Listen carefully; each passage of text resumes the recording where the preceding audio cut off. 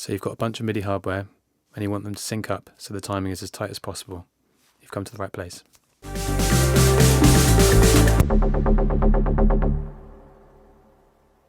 Welcome to Worldwide Workshop. In this video we're talking about MIDI and how we get our machines to sync up as tight as possible. I'm going to take you through my hardware and show you how I connect my MIDI up, and hopefully that's going to give you a couple of ideas in how you can refine your setup so your timing is as tight as you can get it. So with MIDI, when you're connecting a machine to another machine through MIDI out into MIDI in, there is a very tiny amount of delay in the signal from that machine to that machine. It's almost nothing, but when you daisy chain the machines, so maybe 4, 5, 6 machines, and you're using MIDI through, there is a very small amount of latency introduced to each machine. Each machine is different. Sometimes there's almost none, sometimes there's quite a lot, particularly when you've got a machine that's got MIDI out / through. That's software controlled, and therefore there's going to be a little bit more delay there than maybe if you've just got a MIDI through. But there is a difference, and it does build up over time. So by the time you've got to the 6th machine or so, or even more, you're going to find that there's a small amount of delay which can cause your feel or your groove to be different, or even as much as if a kick drum's hitting and there's meant to be a sequence playing and it's meant to be tight, they're just not tight. So that's what we're going to look at today. Let's jump to it. Okay, so here's the Squarp pyramid. This is the brain of my setup where I do all my sequencing. It's a really deep sequencer, a lot of fun, and it's taken me a little while to learn it.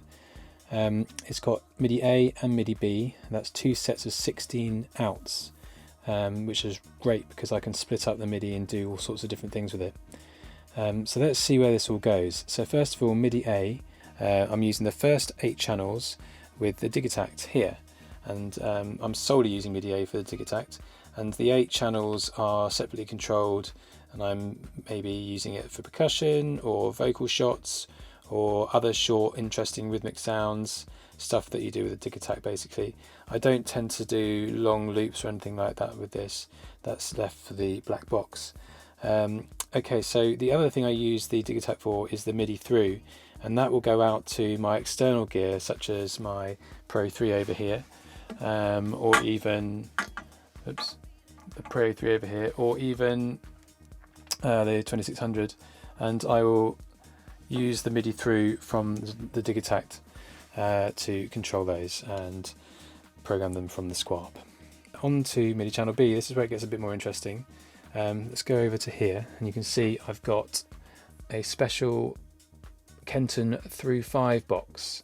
Now this thing splits the MIDI signal 5 times and then sends it straight out to the 5 machines that need it the most.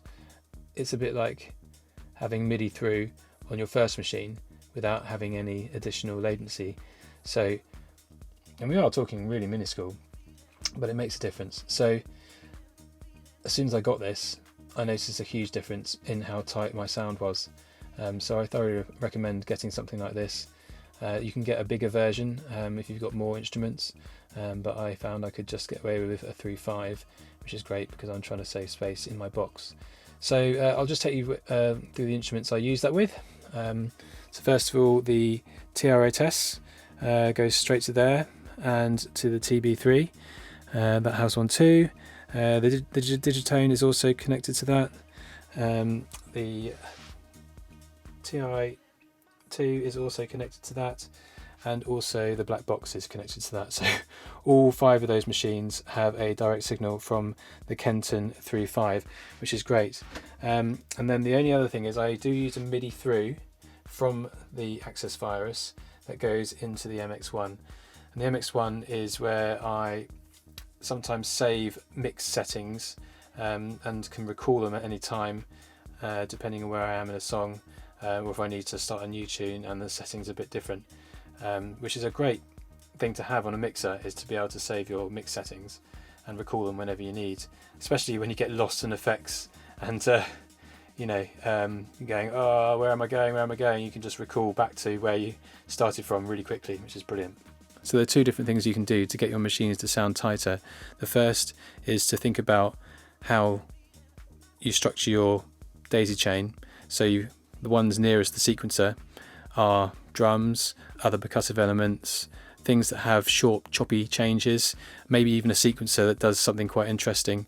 And then the sounds which are longer, like pads, long sounds, maybe even a lead which has a bit of a feel to it, which doesn't matter if it's a bit late, they can go near the end of your chain or at the end.